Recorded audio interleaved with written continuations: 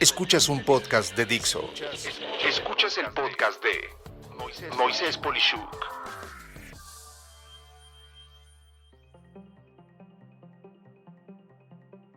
Amigas, amigos, estamos en el mes del Día del Padre y en esta ocasión yo siempre he buscado hacer que mi podcast hable de negocios, tecnología y sentido común. El invitado que tengo en esta ocasión, pues no solamente es alguien muy significativo para mí, sino que es significativo en mi formación y pues no voy a cambiar la dinámica del podcast. Mi invitado es mi papá, Piñón Polishuk First. Y para mí es importante porque abordaré diversas cuestiones que a lo largo de su vida no solo fueron enseñanzas para mí, sino que me han admirado en su estilo de liderazgo, de dinámica empresarial, y por ello sentí que podemos combinar dos cosas en esta ocasión, el Día del Padre y por supuesto también una charla con alguien que ha sido mi mentor a lo largo del tiempo. Y bueno, ¿qué puedo decirles de mi papá? Brevemente, es un empresario que trató toda su vida de hacer el bien para la gente que trabajaba con él. Está rebasando para estas fechas los 88 años y evidentemente prefiero dejarlo a él que nos platique un poco del mismo. Hola papá, ¿cómo estás? Muy bien, Moisés. Me da gusto estar contigo y pues ¿por qué no nos platicas algo breve tuyo de tu semblanza, de quién eres para los que no te conocen? Bueno, mi semblanza probable empezaría desde niño, ¿no? Estudié mi jardín de niños, mi primaria, mi secundaria y mi preparatoria en el Colegio Israelita de México. Tuve una interrupción en que me fui al Politécnico por 2 años, hice vocacional allá. Luego regresé a terminar la preparatoria, inicié la carrera de arquitectura, no me recibí, de lo cual tampoco me arrepiento, ¿no? Y parte de mi semblanza es esa, estuvo dividida entre los negocios y la construcción. El negocio sacaba para todos mis gastos y el capital lo formé en la construcción. Y básicamente me gustaría también aprovechar, y siempre lo hago con todos mis invitados, el preguntarte algo que no necesariamente se sepa de ti, alguna anécdota, pasatiempo, deporte, ¿qué nos puedes platicar de ello? Probablemente mis deportes preferidos fueron el senderismo, el alpinismo y subir rocas. Fueron muy formativos de carácter, ya que exigían concentración, porque lo que estaba en juego muchas veces no solo era mi vida, sino era la vida de mis compañeros. Muy interesante. La verdad es que yo no hubiera pensado que eso era tan importante, pero ya que lo mencionas así, por supuesto que lo es. Y bueno, al hablar de tus orígenes y entrando un poco en materia, háblanos un poco de tu pasado, de tus abuelos, quiénes eran, dónde vivían y sobre todo, pues, cómo fue que de donde estuvieran acabaron en nuestro querido México. Bueno, soy hijo de inmigrantes. Mi padre proviene de una región de Ucrania cerca de Kiev, un pueblo que se llamaba Pogrevich. Aprovechando que una de las amistades de mi abuelo venía para América, que era lo que decían, específicamente, yo creo que ellos no sabían siquiera dónde quedaba México, y mi padre acabó en México, bajó del barco en Veracruz. Curioso dato que siempre practicaba fue que su primer alimento en México fue un plátano dentro de un bolillo, no sabía qué comer. Posteriormente aprendió a comer todo lo que es la comida mexicana y se estableció en la Ciudad de México. Como todos los inmigrantes, empezó vendiendo chucherías, después terminó teniendo un negocio de peletería. En el negocio de peletería fue un hombre hábil, progresó, se dedicó posteriormente también a la construcción y para mi punto de vista no solo fue un hombre exitoso, sino que me enseñó a mí ser perseverante y no sentirme derrotado por los eventos que se presentaran en la vida. Interesante. Y en el caso de tus abuelos. Mi mi abuela materna y mi abuelo materno terminaron en Cuba, en un pequeño pueblo de la provincia de Matanzas que se llama Gramonte. Como la mayor parte de los familiares de mi abuela estaban en México, emigraron posteriormente a México, donde mi madre conoció a mi padre y se casaron prácticamente en brevedad. Muy poco tiempo duraron de noviazgo y tuvieron un matrimonio. Y en este sentido, si habláramos una vez más de tu papá, ¿cómo lo consideras como empresario? ¿Qué características tenía como persona, como empresario? ¿Y qué sería lo más relevante que puedes decirnos de él? Era muy perseverante y aparte muy perseverante e insistente. Veía las oportunidades del mercado, las aprovechaba al máximo y logró formar lo que para entonces era una gran fortuna. O sea que muy joven leía el mercado bien, es lo que tú dices. Leía el mercado bien, lo observaba bien, lo interpretaba bien y podía relacionarse bien con proveedores como con clientes. Y en este sentido, si habláramos ahora de tu mamá, ¿qué estudió? ¿Cómo era ella como persona? ¿Qué sería lo más relevante que puedes decirnos de ella? Mi madre estudió contabilidad en Cuba. Siempre llevó la contabilidad de los negocios de mi papá. Lo hacía bien, tanto todas las funciones bancarias como todos los pagos comerciales prácticamente estaban a su cargo y indiscutiblemente lo hacía muy bien. Su dominio del español era perfecto, cosa que mi padre nunca logró. Y bueno, derivado de ellos, pues tú fuiste su primogénito. Platícanos un poco de ti. ¿Cuáles son tus primeras memorias, por ejemplo? Bueno, de las primeras memorias que yo tengo fue de mí jugando en el negocio de mi señor padre. Había poleas con cuerdas y estaba de moda Tarzán, pues ahí me sentía Tarzán brincando de un lado a otro. Entonces, son de las primeras memorias de infante. Mi capacidad en manejar la aritmética, las matemáticas, se la debo al negocio de mi señor padre y siempre para mí ha sido fácil dominar las cuentas y los números. Mi vocación surgió años adelante, probablemente debido a que una de las actividades de mi padre era la construcción. Me formé como arquitecto en la Escuela Nacional de Arquitectura, entonces estaba situada en las calles de Academia y Moneda, la Academia de San Carlos. Y en este sentido, ¿dónde vivían para entonces? Inicialmente, hasta los 11 años de edad, vivimos en el primer cuadro de la ciudad, en uno de los sectores que sigue llevando el mismo nombre, que es el sector de la Merced.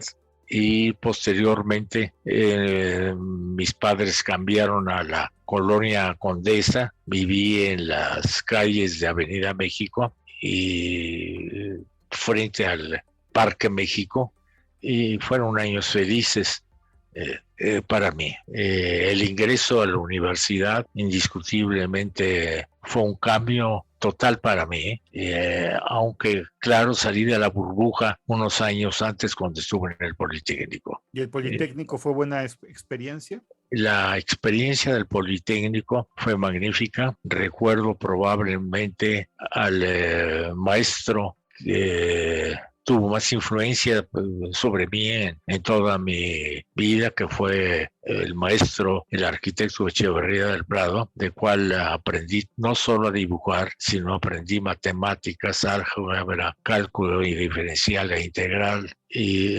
realmente después de esa estancia en el Politécnico, yo ya no tuve realmente que aprender nada más. Todo se daba con facilidad porque tenía muy buena base.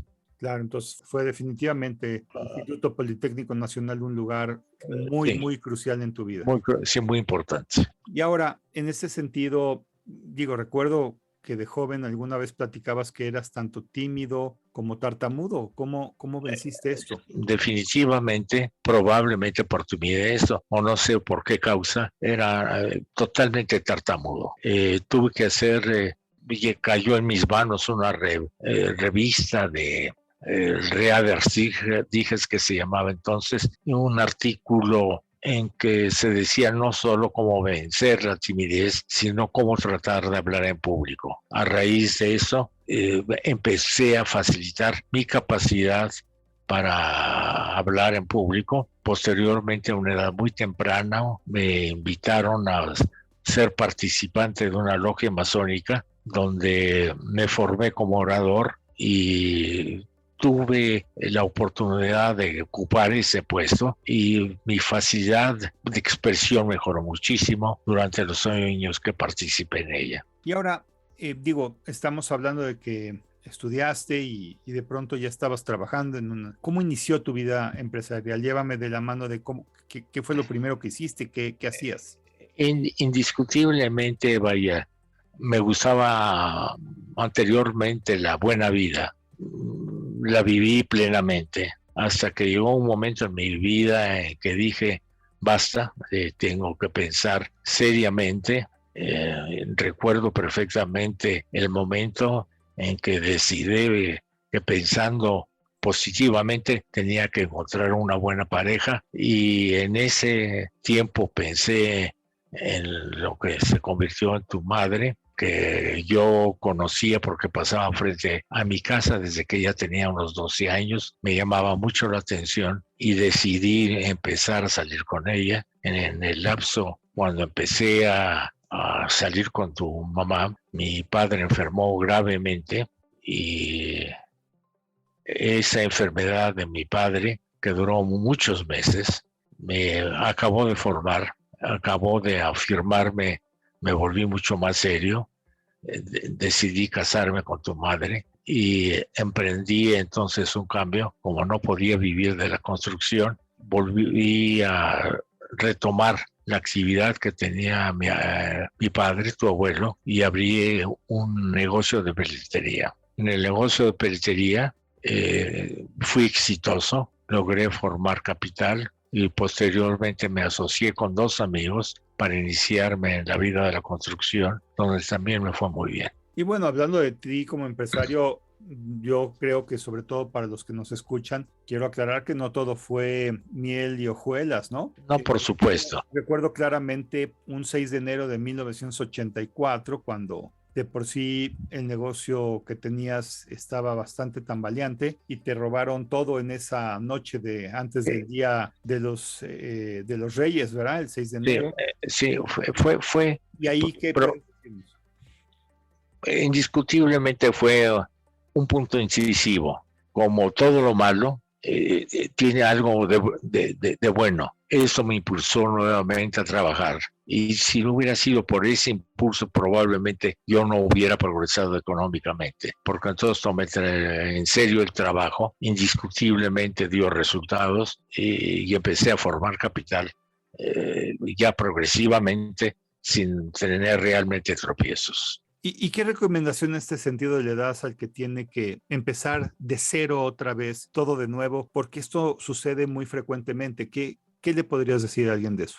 Indiscutiblemente, cuando uno tiene que volver a empezar de cero, uno ve la vida con pánico.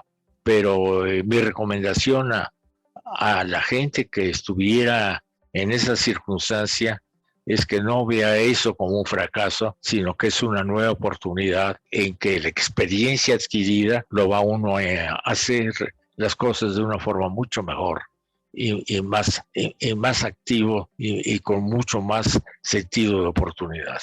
Y bueno, claro, algo que me sorprende, papá, como empresario de ti, que tengo que reconocer que es muy poco visto, es el tema de que tú siempre compartiste tu conocimiento de cómo comprar, de cómo hacer las operaciones. Incluso muchos de tus empleados, ya dado el tiempo, no solamente te abandonaron, sino que, como es la ley de la vida, te superaron por mucho como empresarios. O sea, ellos fueron incluso más grandes que tú y te invitaron a cortar listones de sus empresas. Indiscutiblemente. ¿Qué te motiva como empresario a ser así?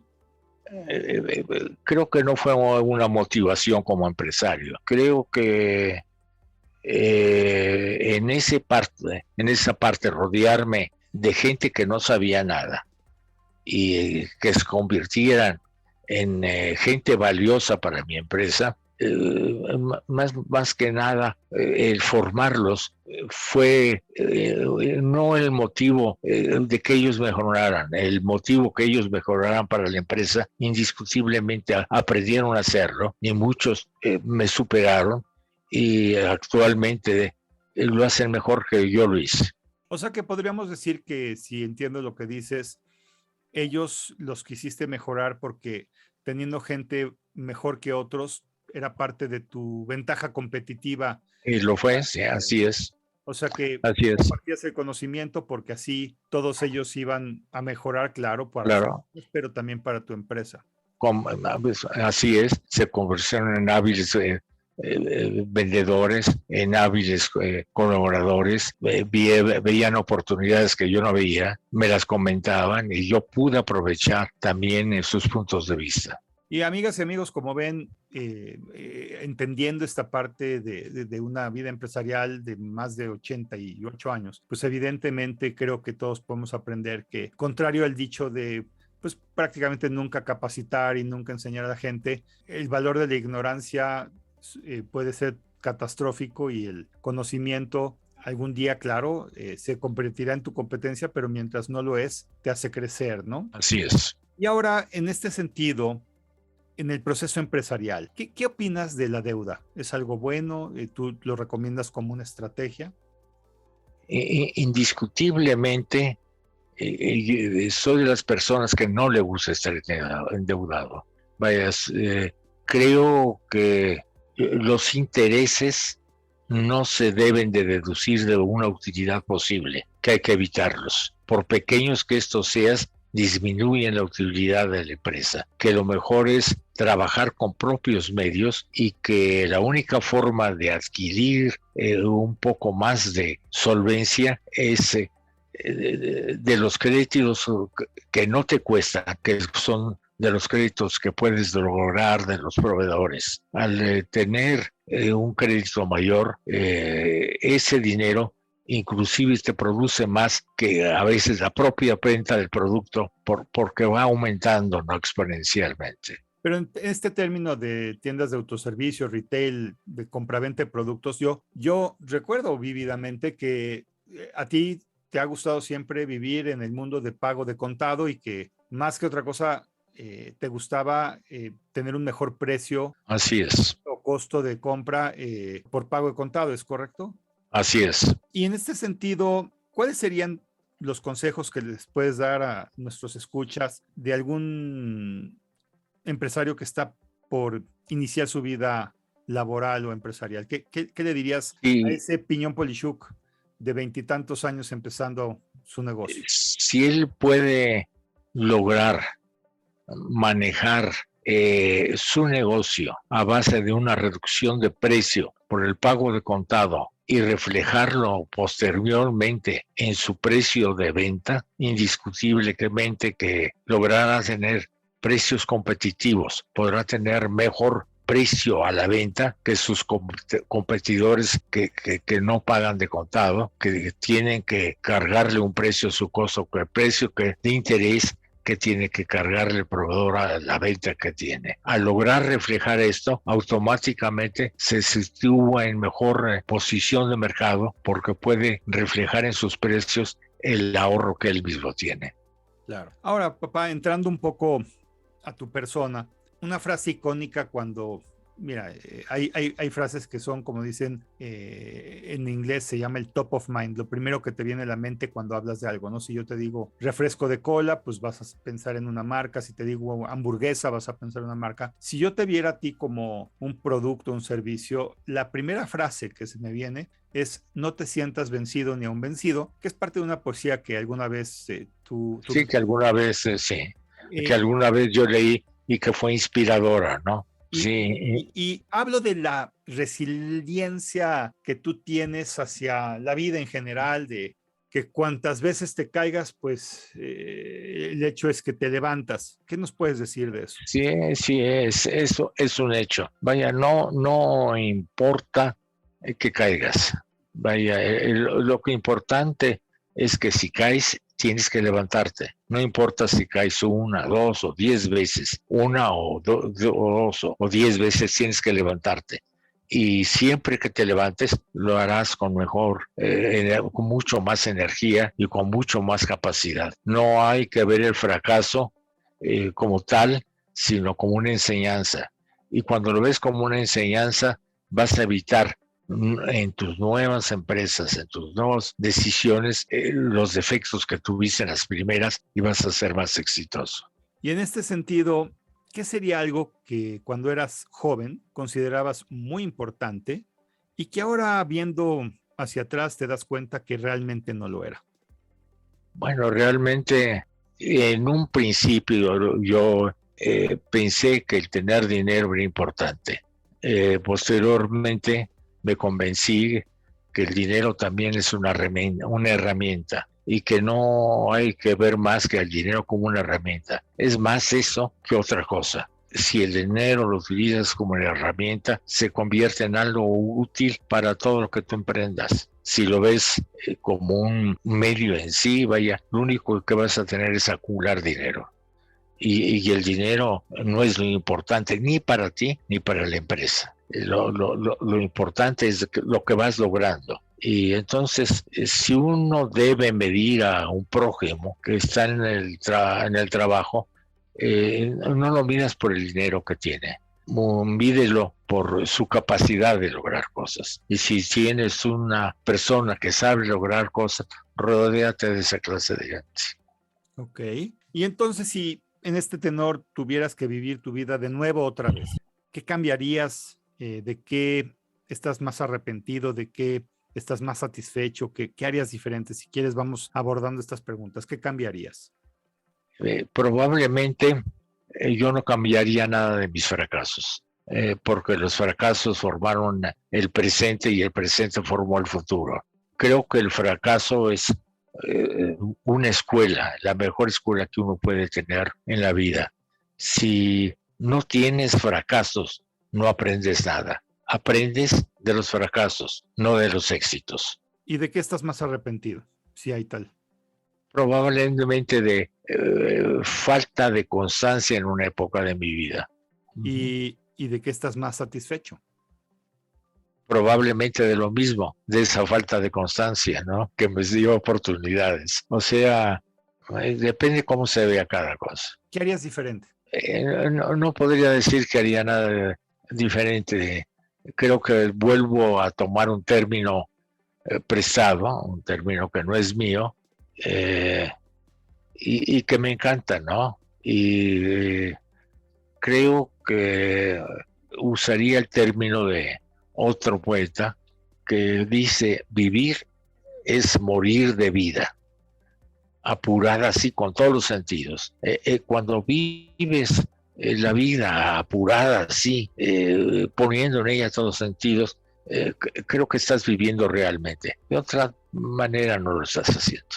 Y bueno, en la forma en la que afrontas tus preocupaciones, fíjate, papá, amigos que nos escuchan hoy, yo estoy muy admirado de la capacidad de mi papá, de la forma en la que afronta las preocupaciones, porque pues sí las tiene, pero pues obviamente lo hace de una manera en la que no le afecta, o por lo menos es lo que yo siento. Entonces, pensemos, a ver, te hago algunas preguntas. ¿Qué te preocupó más en el pasado?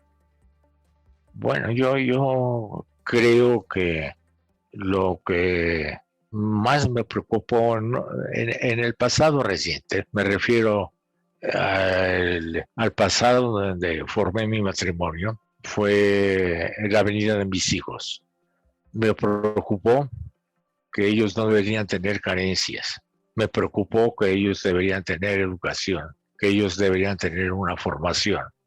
No me preocupó si venían con un 6 o con un 10. Lo que me preocupó y lo que me daba gusto es que podrían sobrellevar las dificultades y resultar triunfantes en cada una de las empresas que ellos se dedicaron. Estoy contento con los logros que han tenido mis hijos en la vida. y estoy satisfecho de la postura que tienen ellos ante la vida. No siempre estoy de acuerdo, pero estoy contento con ello. ¿Y qué es lo que más te preocupa actualmente entonces? A mis hijos los veo formados. Mis nietos me preocupan, pero siento que van por buen camino. Los nietos son para mí la extensión de mi propia vida. A cada uno lo veo de una forma diferente. Indiscutiblemente estoy más satisfecho de unos que de otros. Indiscutiblemente tengo preferencias, pero trato de que ellos no las noten. ¿Y qué es lo que más te preocupa entonces del futuro? Del futuro es tener el resto de mi vida con una buena salud, la suficiente como para no vivir una vida de convaleciente, sino seguir envejeciendo, como yo digo, envejeciendo sanamente. Y envejecer sanamente creo que es una buena actividad. Preparé mi vejez desde mucho tiempo atrás, tratando de eliminar los vicios y adquirir buenos hábitos. Y creo que lo sembrado está dando resultado. Entonces, pues, mi preocupación ahorita es nada más vivir el momento. Y en general, ¿cuál es tu sugerencia para afrontar una preocupación? Como les digo, amigos, yo estoy sorprendido. Mi papá es una de las personas que se sacude las preocupaciones de una manera que francamente yo no puedo. Entonces, sí me es interesante preguntar cuál es esta sugerencia para afrontar una preocupación. Hay un viejo dicho que a final de cuentas siempre lo apliqué en mi vida. Si tu mal no tiene remedio, ¿de qué te apuras? Y si tu mal tiene remedio, pues está bien, pues perfecto, ¿no? O sea, de esa manera adquieres resiliencia, no te preocupes, y vas viviendo. Si no tiene remedio, no puedes hacer nada. Y si lo tiene, pues aplícate a resolverlo. Y bueno, de aquí quisiera pasar a hablar un poco de nuestro lindo país de México. ¿Qué opinas de México, papá? Sigue siendo un país de oportunidades. Es un país que te ofrece la increíble oportunidad de educarte, de poder educarte gratuitamente desde tus inicios hasta tu final. El precio de la educación, indiscutiblemente la primaria, la secundaria y la preparatoria, es prácticamente nulo. Y el poder formarte en una carrera, tienes dos institutos que son maravillosos, que es el Instituto Politécnico Nacional y la Universidad Nacional de México. Las cantidades que pagas por educarte no tienen comparativo con lo que te cuesta la educación en cualquier país, sobre todo en los nórdicos, ¿no? Aquí la educación prácticamente es gratuita y si no la aprovechas, es porque no obras la oportunidad que se te presenta. México tiene la capacidad de que tiene todos los climas, todos los alimentos, que tiene su gran mayoría es gente buena y que sigue siendo un país cordial para el nacional y cordial para el extranjero. ¿Y qué opinas que son las mejores recomendaciones que le podrías brindar a alguien que quiere iniciar su vida empresarial en México? La principal recomendación es vencer el miedo, que no tengan miedo de emprender. La segunda recomendación, vencer la inercia. No porque los otros hagan algo, tiene que ser bueno. Puedes innovar, puedes arriesgar. Y si lo haces, puedes encontrar una muy buena beta de mercado. Si no lo haces, serás un empresario como otro cualquiera.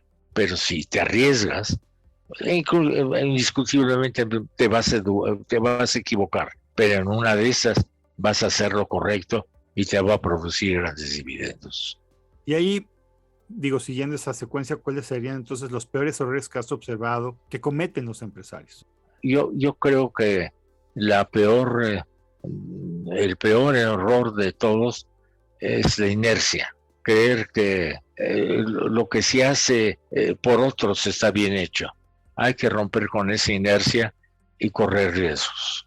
Y si hablamos de nuestro querido México, ¿qué opinión tienes como posibles escenarios, tal vez positivo o negativo en un futuro cercano? ¿Qué es lo que observas? ¿Qué podría ser bueno? ¿Qué podría ser malo? Indiscutiblemente dicen que cada país tiene el gobierno que merece. Y muchas veces eso no es cierto. Muchas veces nos equivocamos con respecto a los que pueden ser nuestros dirigentes. Lo importante es que en México ya se logró que un gobernante no sea eterno, que tiene un término. Y cada periodo, cada 6 años, hay la oportunidad de hacer un cambio. Eh, a, esa, eh, a ese cambio que la gente llama democracia, creo que la gente no puede equivocarse siempre. Y escogeremos a la gente correcta y muchas veces tendremos el gobierno que este país merece. Y en un escenario positivo, ese sería que tengamos un gobierno óptimo o alguna otra cosa más. Sí, los gobiernos se preocupan poder proporcionarle al pueblo una educación óptima, el futuro será óptimo para el país. Y creo que hay una inteligencia comunal que siempre nos lleva a eso, a tener cada vez una mejor educación.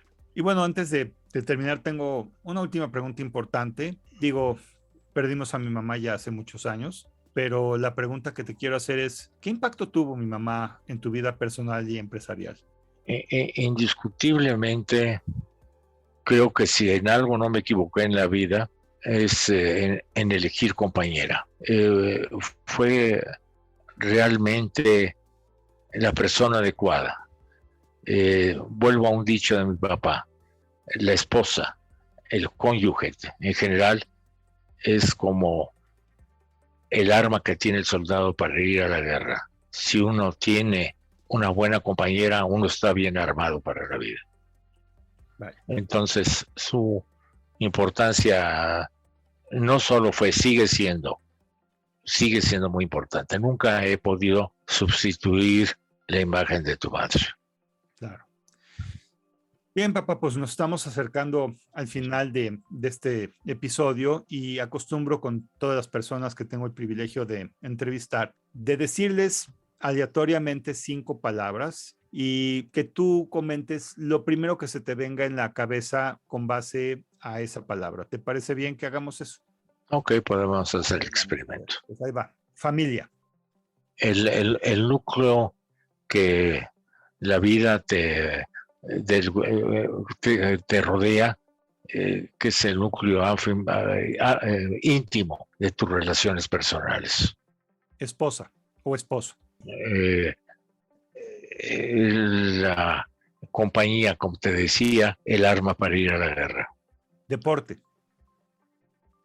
Es necesario para tener una mente bien dirigida y un cuerpo óptimo, una salud mejor. Trabajo. Trabajo. Ojalá y se tenga la oportunidad de hacer lo que uno le guste y más. Pero si muchas veces no es algo que te guste completamente o que sea completamente insatisfactorio, hay que hacerlo de la mejor manera. Hay que poner toda la capacidad en ello. Por último, México. México, como te dije, sigue siendo un país de oportunidades. Para mí es mi patria, pero por ejemplo, no creo que para mi padre fue la mejor elección que pudo haber tenido de llegar a algún país, hacerlo de él, formar aquí su familia, y me siento privilegiado de ser mexicano. De hablar, papá, pues digo, muchas cosas las conocí y otras no tanto.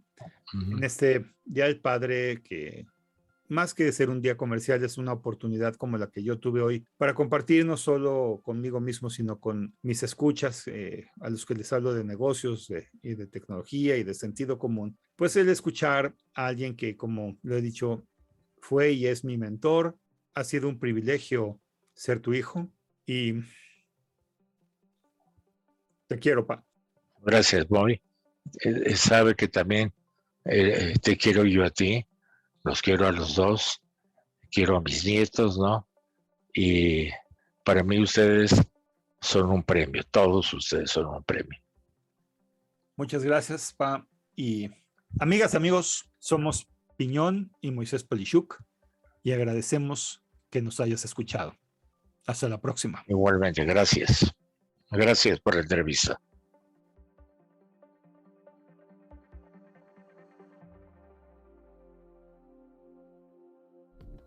Dixo presentó el podcast de Moisés Polishuk. La producción de este podcast corrió a cargo de Verónica Hernández. Coordinación de producción, Verónica Hernández. Dirección general, Dani Sadia. Voz y contenido, Moisés Polishuk.